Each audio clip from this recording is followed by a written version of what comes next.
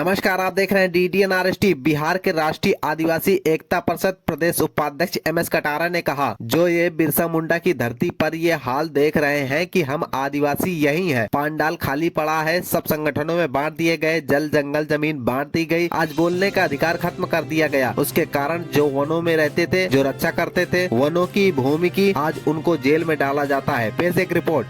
अगले वक्ता के रूप में हमारे बीच में माननीय MS कटारा साहब हैं, प्रदेश उपाध्यक्ष राष्ट्रीय आदिवासी एकता परिषद बिहार से। आप आएँ और जो विषय रखे गए हैं उस पर आपको अपनी बात रखनी है। माननीय MS कटारा साहब।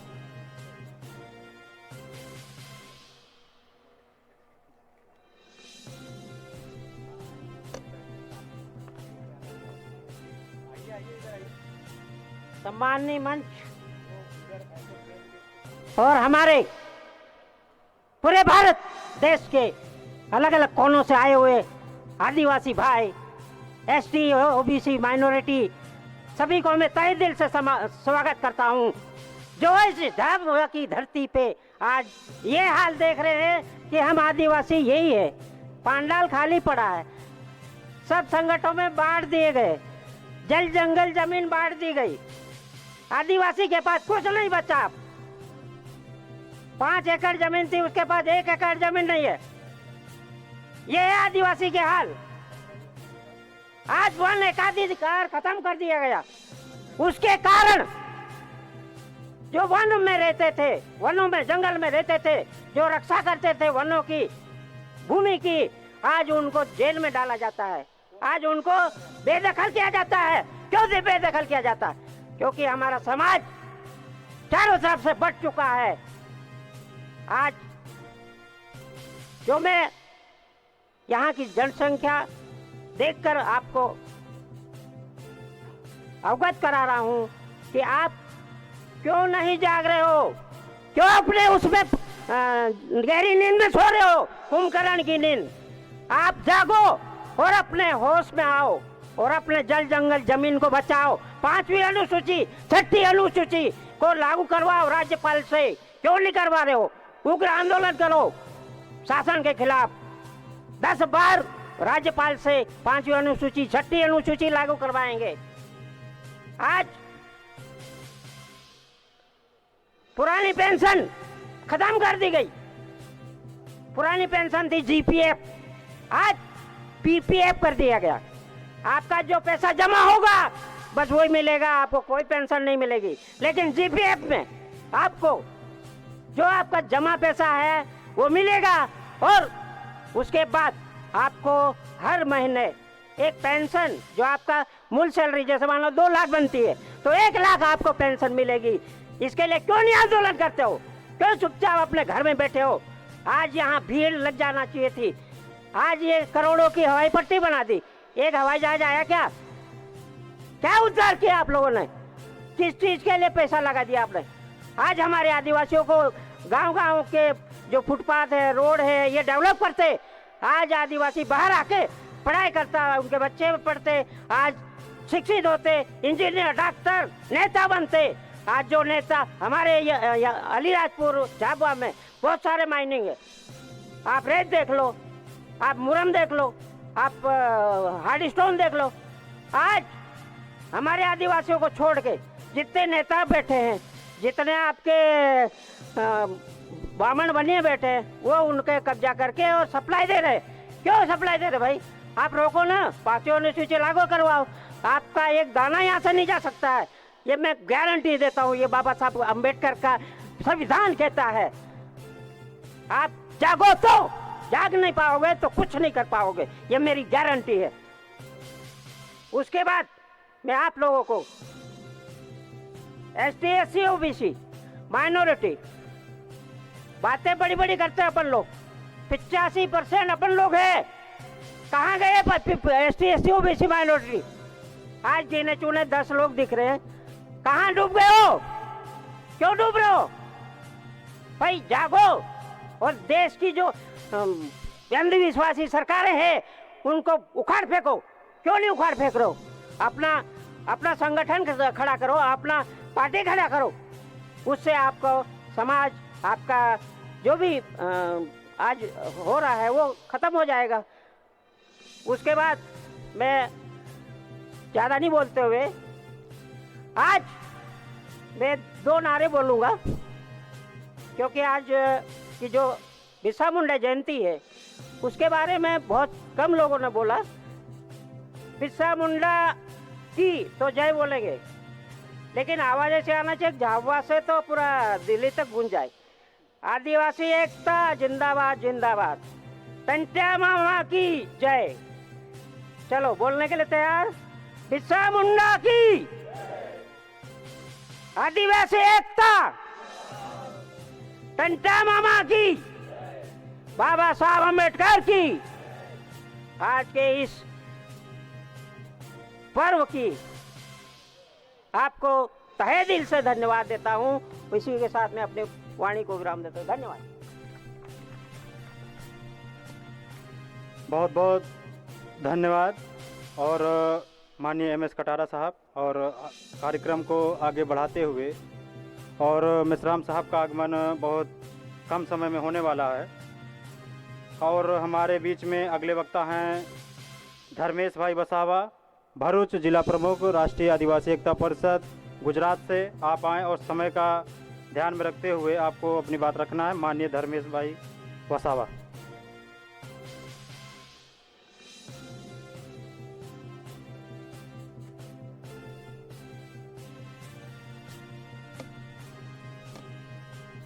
जय जोहार, जय जोहार, जय आदिवासी, जय संविधान, जय भारत। साथियों, जो आप यहाँ पे स्टेज पे जो बैठे हैं, हमारे माइनॉरिटी समाज के लोग और ओबीसी समाज के लोग और हमारे मुंडीवासी समाज के लोग यहाँ पे जो आज इकट्ठा हुए हैं, वो बहुत अच्छी बात है। लेकिन आज भगवान बिरसा मुंडा जी की 150वीं जन्म जयंती है, लेकिन गुजरात में जो मनुवादी लोग, इसको ये पसंद नहीं था। ये भगवान बिरसा मुंडा जी की जन्म जयंती ये फक्त मूल निवासी लोग ही मनाते जाते हैं, इसीलिए उन लोगों का संगठन बड़ा रहेगा, ऐसा इन लोगों को पता चल गया है। इसीलिए अभी पूरे गुजरात में इन लोगों ने भगवान बिरसा मुंडा की जन्म जयंती का ये प्रोग्राम मनाते जा रहे हैं और मनाते रहे हैं। लेकिन हमारे समाज को भी सोचना चाहिए और समझना चाहिए। चंद पैसा देते हैं, थोड़ा बहुत बिरयानी का पैसा देते हैं, खाना खिलाते हैं, लेकिन खाना मत खाओ इन लोगों का, क्योंकि वो पैसा हमारा ही है, हमारा लोगों का ही पैसा है। क्योंकि हमारी लड़ाई है, जो मनुवादियों की लड़ाई ये है कि हमारी समाज के साथ अलग अलग तरीके से ये लोग हमारे गांवों को अलग अलग टुकड़े बांटते रहते हैं। मानो कि लिग्नाइट के नाम पर से और स्टैच्यू ऑफ यूनिटी के नाम पर से, वो सरदार वल्लभ जी का स्टैच्यू हमारे नर्मदा जिला के अंदर बना गया है। आप सब भाइयों को पता होगा कि वहाँ पे स्टैच्यू के नाम पर कितने आदिवासी भाइयों को जमीनों से बेदखल कर दिया है और घरों से बेदखल कर दिया है। पता है ना आप लोगों को? कितने लोग को पता है भाइयों? हाँ, चलो अच्छी बात है। 50% लोगों को यहाँ से पता है, एमपी के अंदर से। तो ये हमारा जो लड़त है वो राष्ट्रीय लड़त है। हमारे अलग अलग ये टुकड़े करके और हमको लड़ाई कराने चाहते हैं, वो हमको नहीं करना है। ये लड़ाई हमको एकजुट मिलकर के लड़ना पड़ेगा। और बाम सेफ संगठन के साथ लेकर के लड़ाई लड़नी पड़ेगी।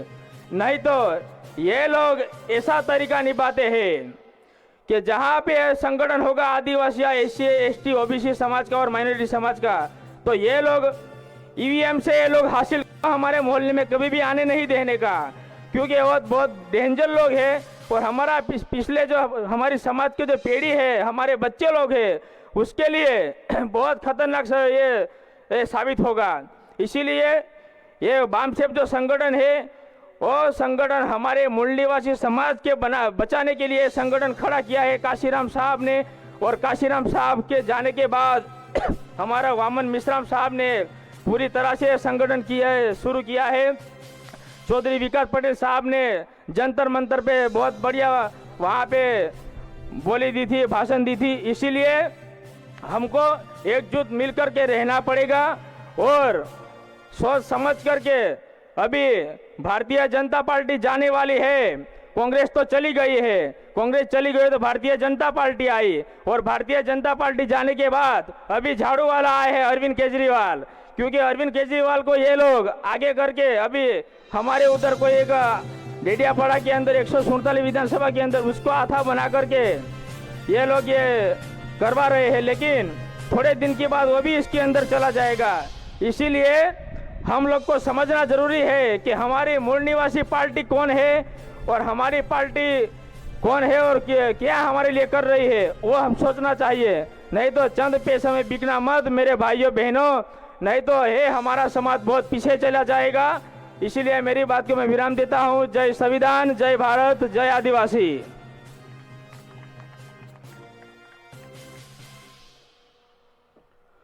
बहुत बहुत धन्यवाद माननीय धर्मेश भाई वसावा जी। और 5 मिनट के अंदर माननीय वामन मेश्राम साहब का आगमन हो रहा है, और हमारे बीच में अगले वक्ता के रूप में माननीय दिनेश भगत जी, राष्ट्रीय उपाध्यक्ष राष्ट्रीय आदिवासी एकता परिषद छत्तीसगढ़ से। आप आएँ और समय को ध्यान में रखते हुए अपनी बात रखना है। माननीय दिनेश भगत जी।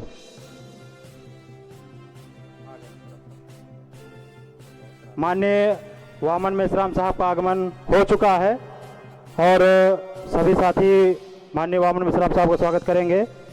माइक लीजिए।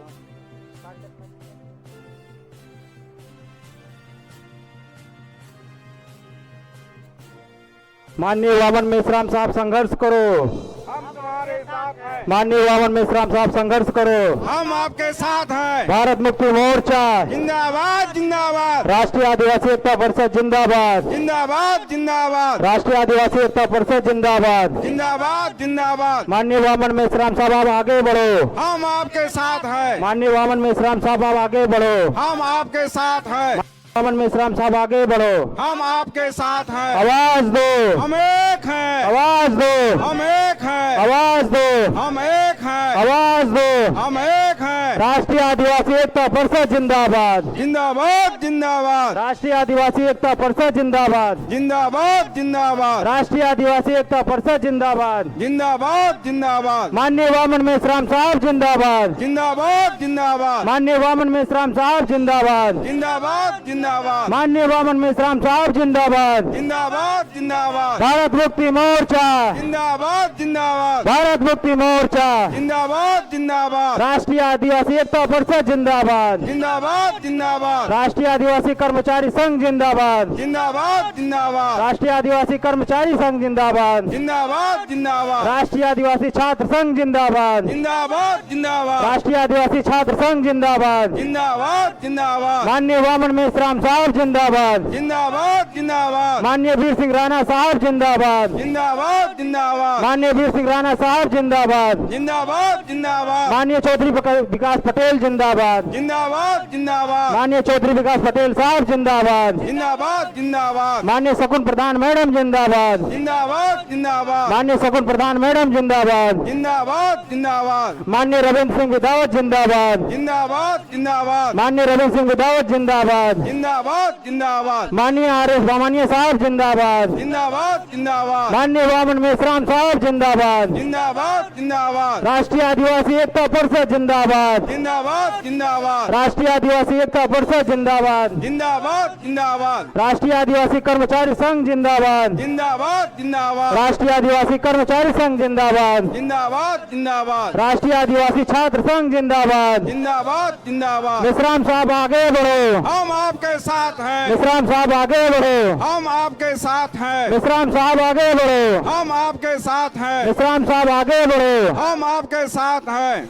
राष्ट्रीय आदिवासी एकता परिषद जिंदाबाद, जिंदाबाद जिंदाबाद, भारत मुक्ति मोर्चा, जिंदाबाद जिंदाबाद, भारत मुक्ति मोर्चा, जिंदाबाद जिंदाबाद, भारत मुक्ति मोर्चा। जिंदाबाद जिंदाबाद, वीर सिंह राणा साहब जिंदाबाद, जिंदाबाद जिंदाबाद, वीर सिंह राणा साहब जिंदाबाद, जिंदाबाद जिंदाबाद, माननीय संदीप मानकर जी जिंदाबाद, जिंदाबाद जिंदाबाद, माननीय संदीप मानकर जी जिंदाबाद, जिंदाबाद जिंदाबाद, माननीय संदीप मानकर जी जिंदाबाद, जिंदाबाद जिंदाबाद, माननीय चौधरी विकास पटेल साहब जिंदाबाद। जिंदाबाद जिंदाबाद माननीय चौधरी विकास पटेल साहब जिंदाबाद। जिंदाबाद जिंदाबाद माननीय वीर सिंह राणा साहब जिंदाबाद। जिंदाबाद जिंदाबाद माननीय वीर सिंह राणा साहब जिंदाबाद। जिंदाबाद जिंदाबाद माननीय RS कटारा साहब जिंदाबाद। जिंदाबाद जिंदाबाद माननीय साहब जिंदाबाद। जिंदाबाद जिंदाबाद मिश्राम साहब आगे बढ़ो। हम आपके साथ हैं। मिश्राम साहब जिंदाबाद। जिंदाबाद जिंदाबाद मिश्राम साहब जिंदाबाद। जिंदाबाद जिंदाबाद माननीय वामन मिश्राम साहब जिंदाबाद। जिंदाबाद जिंदाबाद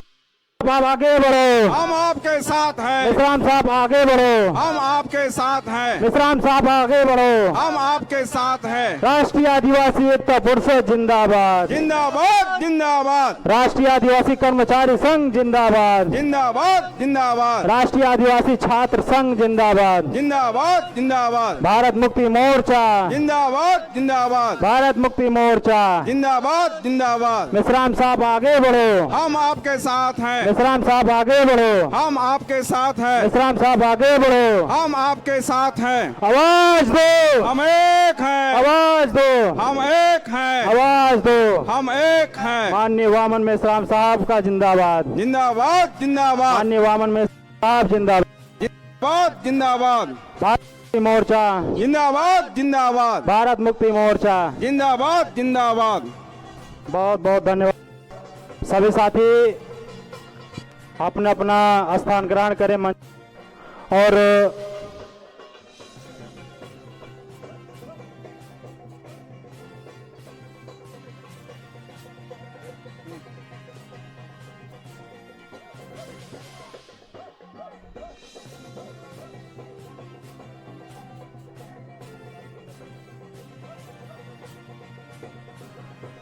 सभी साथी पंडाल में अपना अपना स्थान ग्रहण करें।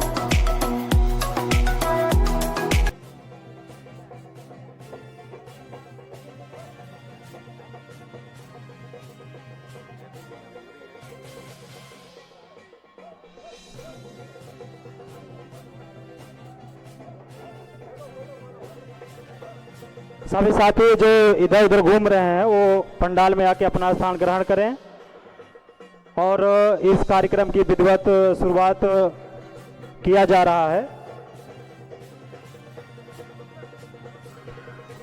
और आज इस कार्यक्रम के उद्घाटक माननीय रामराज पटेल राष्ट्रीय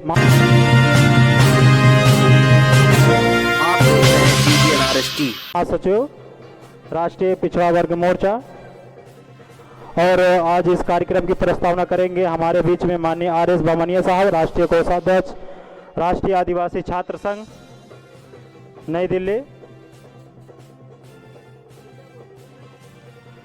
और आज के इस कार्यक्रम के प्रमुख अतिथि हैं माननीय वीर सिंह राणा साहब राष्ट्रीय आदिवासी एकता परिषद नई दिल्ली। माननीय चौधरी विकास पटेल साहब राष्ट्रीय अध्यक्ष राष्ट्रीय पिछड़ा वर्ग मोर्चा। माननीय रविंदर सिंह विदावा जी राष्ट्रीय प्रभारी क्षत्रिय मूल निवासी महासंघ नई दिल्ली और माननीय संदीप मानकर जी बुद्धिस्ट इंटरनेशनल नेटवर्क नई दिल्ली। और इस कार्यक्रम की अध्यक्षता आज माननीय वामन मेश्राम साहब राष्ट्रीय अध्यक्ष भारत मुक्ति मोर्चा एवं राष्ट्रीय संरक्षक राष्ट्रीय आदिवासी एकता परिषद नई दिल्ली करेंगे।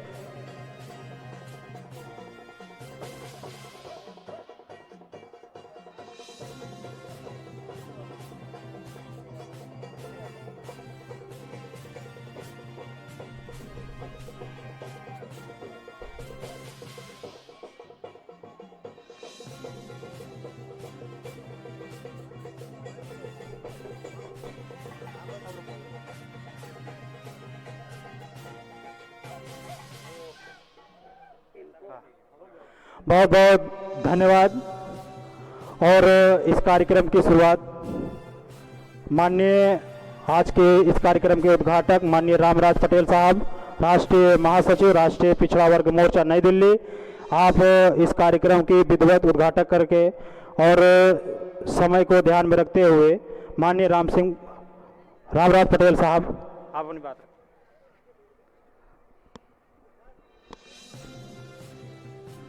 सभी साथी अपना स्थान ग्रहण कर लें जल्द से जल्द।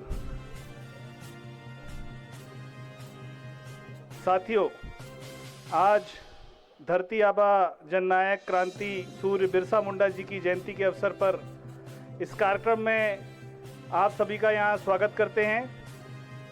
साथियों, आज इस जिले में और मध्य प्रदेश के हर जिले में और देश के कई जिलों में आज बिरसा मुंडा जी की जयंती का कार्यक्रम लगा है। उस कार्यक्रम में और इस कार्यक्रम में बहुत सारा अंतर है। हर जगह बिरसा मुंडा जी की जय कहा जाता है, भगवान की जय हो, बिरसा मुंडा जी को भगवान बना दिया। लेकिन इस कार्यक्रम में आपको बिरसा मुंडा जी के आंदोलन की जय हो, उनके उद्देश्य की जय हो, और वो उद्देश्य पूरा नहीं है, वो पूरा करना है, इसके लिए ये कार्यक्रम रखा गया है। बाकी जगह राजनीतिक कार्यक्रम है, हर कार्यक्रम में घुस के लोग आदिवासियों को जल जंगल जमीन के विस्थापन से बचाने के लिए कार्यक्रम नहीं लगा रहे हैं। लेकिन यहाँ पे ये विषय रखा गया है कि आदिवासियों का विस्थापन कैसे कैसे और क्यों हुआ कर रहे हैं। ये पहला सत्र है साथियों।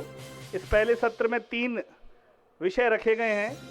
पहला विषय है वन संरक्षण अधिनियम 2003 लागू होने से पैसा पैक्ट आर्टिकल 244 के माध्यम से 5वीं 6वीं अनुसूची में मिले हुए संवैधानिक विशेषाधिकार से वंचित करने का षड्यंत्र।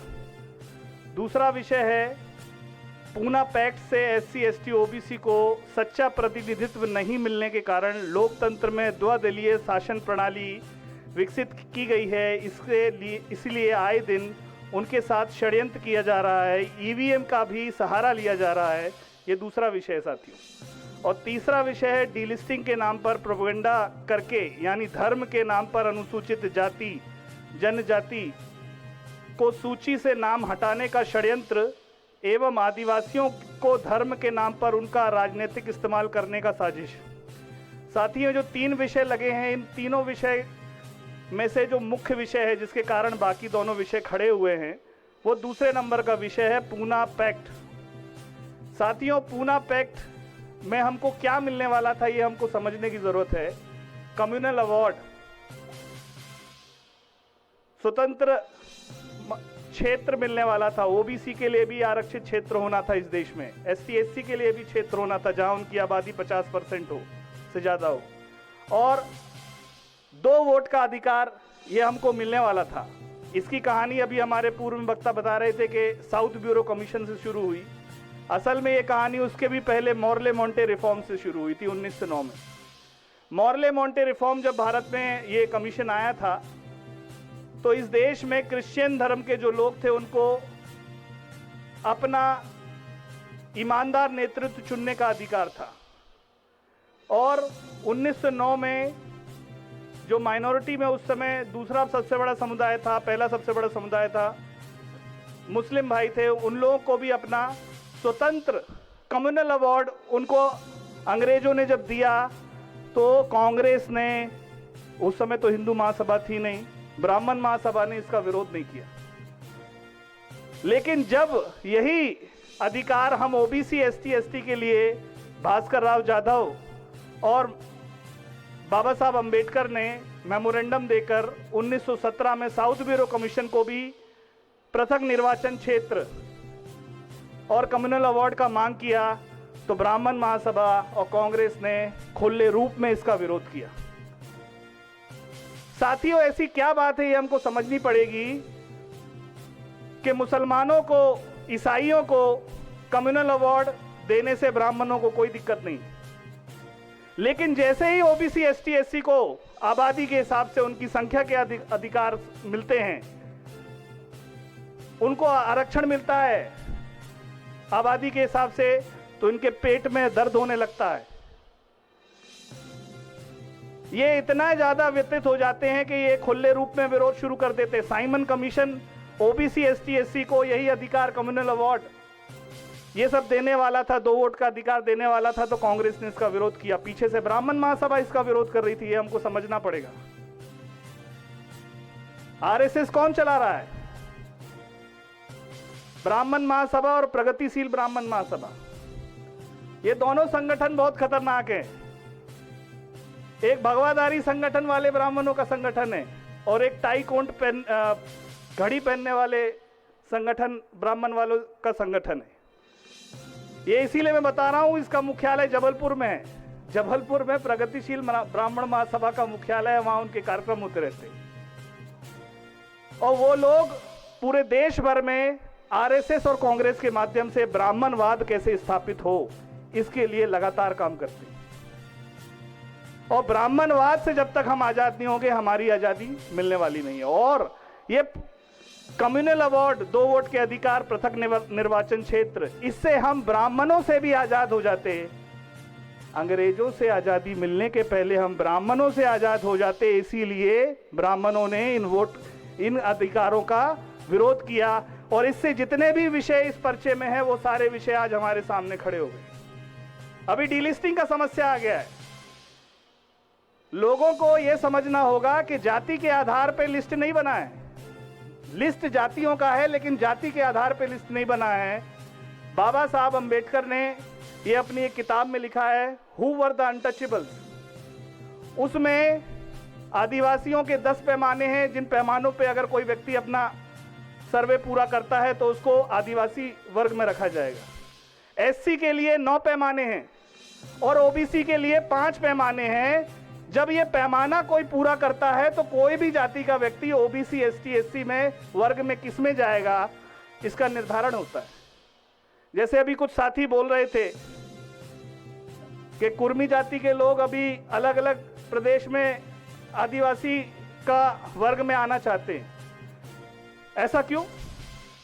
पश्चिम बंगाल में कुर्मी जाति के लोग पहले से आदिवासी और तमिलनाडु में कुर्मी जाति के लोग एससी में आते हैं। क्योंकि जब साइमन कमीशन देश भर में घूम रहा था तो जिसने कहा हमारे साथ अछूतपन का व्यवहार होता है, वो एससी में हो गया।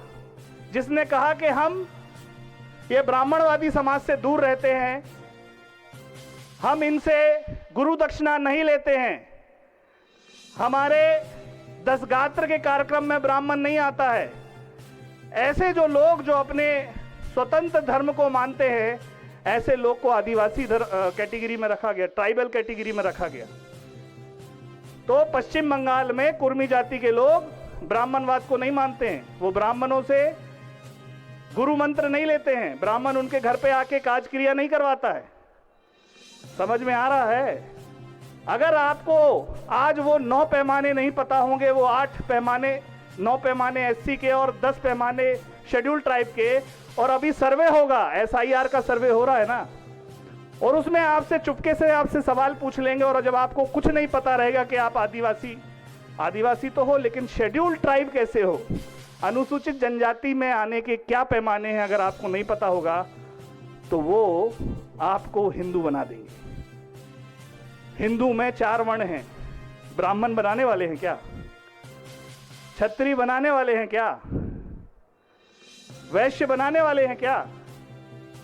अरे जब शिवाजी महाराज के साथ उनने अछूतपन का व्यवहार किया, उनके राज तिलक में बिना नहाए वो गागा भट्ट नाम के ब्राह्मण ने उल्टे पैर के अंगूठे से राज तिलक किए। जब छत्रपति शिवाजी महाराज के साथ वो अछूतपन कर सकते हैं, तो हम आदिवासियों के साथ वो कौन से वर्ण में रखेंगे? बात समझ में आ रही है? इतने महान राजा का जब वो अपमान कर सकते हैं, तो हम आदिवासियों को किस में रखेंगे? वो शूद्र वर्ण में रखेंगे। तो चौथे दर्जे के आपको इस देश के नागरिक बनना है क्या? और जब तक 5वीं 6वीं अनुसूची रहेगी और आप शेड्यूल ट्राइब में रहेंगे, आपको चौथे दर्जे का नागरिक नहीं बनाया जा सकता। जब तक संविधान में मौलिक अधिकार रहेंगे, आपको चौथे दर्जे का नागरिक नहीं बनाया जा सकता। इसीलिए वो आपका जो मूल धर्म है, आदिवासी धर्म, कहीं गोंडी धर्म है, कहीं सरना धर्म है, इन धर्म कोडों को खत्म कर दिया और आपको जबरन कहीं यूनिफॉर्म सिविल कोड के माध्यम से, कहीं एनआरसी के माध्यम से आपको हिंदू बनाने का षड्यंत्र कर रहे हैं, जिससे ये कम्युनल अवार्ड खत्म हो जाए। आज देश में पार्टी तंत्र है। पार्टी तंत्र कैसे है? जो समाज का ईमानदार नेता होता है, जो जनता का चुना हुआ व्यक्ति होता है, क्या पार्टी उसको टिकट देती है? नहीं देती है। पहले पार्टी टिकट देती है, पार्टी चुनती है कि हमारे लिए सदन में कौन आवाज उठाएगा, जीतकर कौन जाएगा, फिर जनता उसको वोट देती है। हमारी मजबूरी है जिसको कांग्रेस बीजेपी टिकट देगी या उनके गठबंधन टिकट देंगे, हमको मजबूरी में उनको चुनना पड़ता है। तो ये लोकतंत्र है कि पार्टी तंत्र है? और ये पार्टी तंत्र पूना पैक्ट लागू होने के बाद आया, और इस पार्टी तंत्र के लागू होने से हमारी सारी समस्याएं बढ़ती जा रही हैं, कम नहीं हो रही हैं, बढ़ती जा रही हैं। देश में 50 लाख करोड़ का बजट बनता है, उसमें एससी एसटी को कितना मिलता है, खर्च कितना होता है? ये क्यों नहीं हो रहा है? क्योंकि इस देश में पूना पैक्ट लागू है। जब तक वो लागू रहेगा आपको कुछ नहीं मिलने वाला। अभी आप द्वयम दर्जे के नागरिक बन के रह गए हो, आगे चल के आपको चौथे दर्जे का नागरिक बनाना है। हिंदू धर्म में 4 वर्ण है, ध्यान रखो। वो हिंदू राष्ट्र की बात कर रहे हैं। किसकी बात कर रहे हैं? हिंदू राष्ट्र की बात कर रहे हैं। तो हिंदू राष्ट्र में वर्ण व्यवस्था नहीं होगी क्या? वो वर्ण व्यवस्था होगी तो कहां रहोगे? ये ध्यान लगाओ, ये पूछो, सवाल पूछो। जब विश्व हिंदू परिषद आरएसएस के लोग आपके घर में आते हैं तो बोलना, ए भाई हमारा कौन सा वर्ण होगा? कभी सोचा? ये इसके लिए ये कार्यक्रम लगाया है कि जितने लोग यहां आए हैं वो गांव गांव जाकर ये बात समझाना है कि वर्ण व्यवस्था है। एनआरसी में आदिवासियों का अलग धर्म है क्या? नहीं है। गौंडी धर्म है, सरना धर्म है। तो क्या बनोगे? समझ में आ रहा है? यहां ओबीसी बनाने की तैयारी है, तुमको डीलिस्टिंग करके एसटी से काय में लाएंगे, ओबीसी में लाएंगे। ओबीसी की क्या हालत है देश में? हिजड़ों की गिनती होती है, गधों की गिनती होती है, कुत्तों की गिनती हो रही है। कुत्तों को टैग लग गया है, गाय को टैग लग गया था, अब कुत्तों को भी टैग लग गया।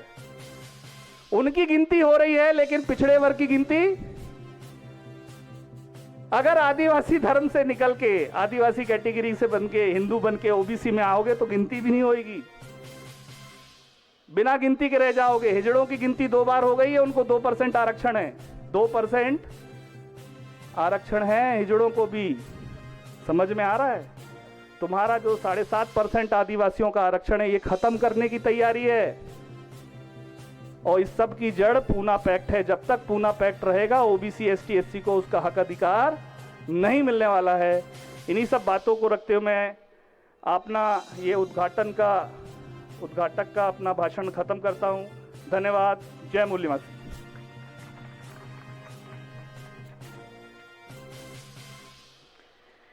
बहुत बहुत धन्यवाद माननीय रामराज पटेल साहब, राष्ट्रीय महासचिव, राष्ट्रीय पिछड़ा वर्ग मोर्चा, नई दिल्ली। आपने इस कार्यक्रम का उद्घाटन किया और अभी इस कार्यक्रम की प्रस्तावना माननीय आर.एस. बामनिया साहब, राष्ट्रीय कोषाध्यक्ष, राष्ट्रीय आदिवासी कर्मचारी संघ नई दिल्ली करेंगे। और उसके पहले अभी जो अतिथि आए हैं उनका स्वागत किया जाएगा। और सबसे पहले स्वागत माननीय वामन मेश्राम साहब का किया जाएगा। कैलाश वसुनिया जी, माननीय वीर सिंह राणा साहब, आप सभी साथी मिलकर माननीय वामन मेश्राम साहब का स्वागत करेंगे।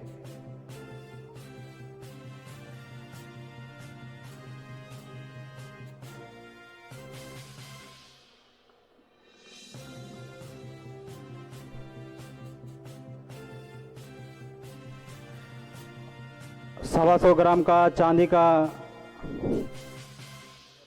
और आदिवासी संस्कृति के जो तीर धनुष हैं माननीय वामन मेश्राम साहब को भेंट किए जा रहे हैं।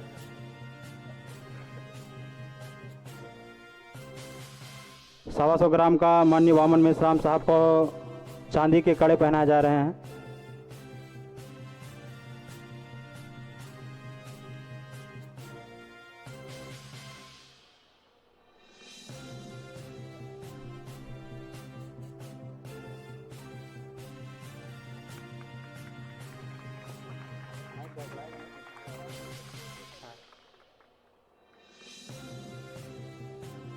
और माननीय वामन मेश्राम साहब को तीर धनुष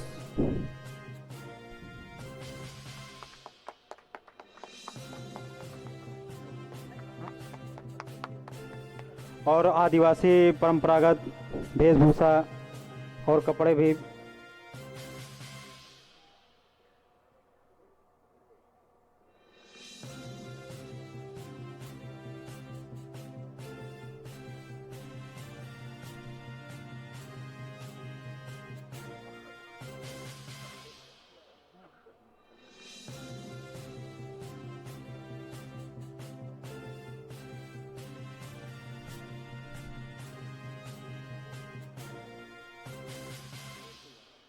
और माननीय देवेश मालवीय जी माननीय वामन मिश्राम साहब को पगड़ी बांध रहे हैं।